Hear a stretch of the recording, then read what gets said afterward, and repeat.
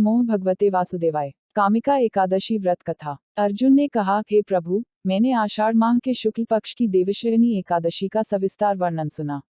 अब आप मुझे श्रावण माह के कृष्ण पक्ष की एकादशी की कथा सुनाने की कृपा करें। इस एकादशी का नाम क्या है? इसकी विधि क्या है? इसमें किस देवता का पूजन होता है? इसका उपवास करने से मनुष्य को किस फल की प्राप्ति होती है? भगवान श्री कृष्ण ने कहा, हे श्रेष्ठ धनुर्धर, मैं श्रावण माह की पवित्र एकादशी की कथा सुनाता हूँ, ध्यान पूर्वक श्रवण करो।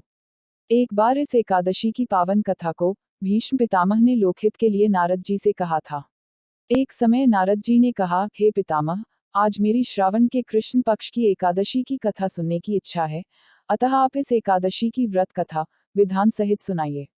नारद जी की इच्छा को सुन पितामह भीष्म ने कहा, हे नारद जी, आपने बहुत ही सुंदर प्रस्ताव किया है।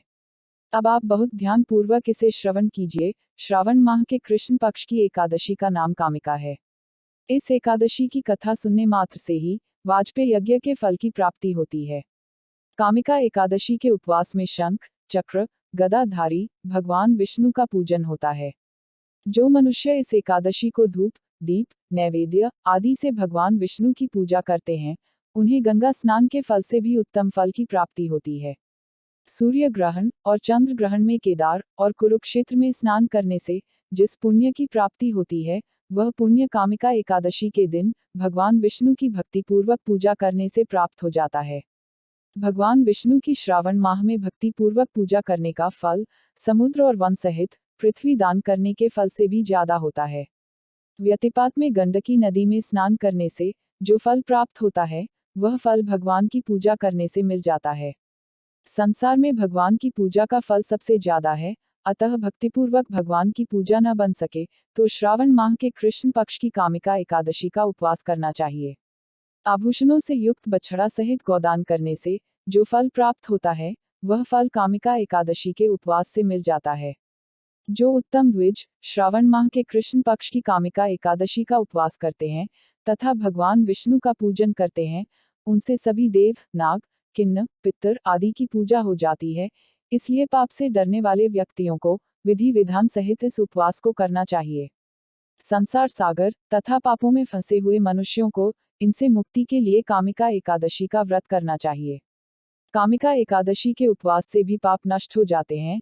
संसार में इससे अधिक पापों को नष्ट करने वाला कोई और उपाय नहीं है। हे नारद जी, स्वयं भगवान ने अपने मुख से कहा है कि मनुष्यों को अध्यात्म विद्या से जो फल प्राप्त होता है, उससे अधिक फल कामिका एकादशी का व्रत करने से मिल जाता है। इस उपवास के करने से मनुष्य को न यमराज के दर्शन होते हैं और न ही नरक के कष्ट भोगने पड़ते हैं।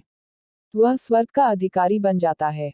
जो मनुष्य इस दिन तुलसी दल से भक्ति पूर्वक भगवान विष्णु का पूजन करते हैं, वे इस संसार सागर में रहते हुए भी इस प्रकार अलग रहते हैं, जिस प्रकार कमल पुष्प जल में रहता हुआ भी जल से अलग रहता है। तुलसी दल से भगवान श्रीहरि का पूजन करने का फल 1 बार स्वर्ण और 4 बार चांदी के दान के फल के बराबर है। भगवान विष्णु रत्न, मोती, मणि आदि आभूषणों की अपेक्षा तुलसी दल से अधिक प्रसन्न होते हैं। जो मनुष्य प्रभु का तुलसी दल से पूजन करते हैं, उनके सभी पाप नष्ट हो जाते हैं। हे नारद जी, मैं भगवान की अति प्रिय श्री तुलसी जी को प्रणाम करता हूँ। तुलसी जी के दर्शन मात्र से मनुष्य के सभी पाप नष्ट हो जाते हैं और शरीर के स्पर्श मात्र से मनुष्य पवित्र हो जाता है। तुलसी जी को जल से स्नान कराने से मनुष्य की सभी यम यातनाएं नष्ट हो जाती हैं।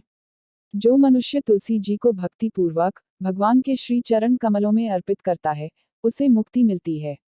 इस कामिका एकादशी की रात्रि को जो मनुष्य जागरण करते हैं और दीप दान करते हैं, उनके पुण्यों को लिखने में चित्रगुप्त भी असमर्थ हैं। एकादशी के दिन जो मनुष्य भगवान के सामने दीपक जलाते हैं, उनके पितर स्वर्गलोक में अमृत का पान करते हैं। भगवान के सामने जो मनुष्य घी या तिल के तेल का दीपक जलाते हैं, उनको सूर्य लोक में भी सहस्रों दीपकों का प्रकाश मिलता है।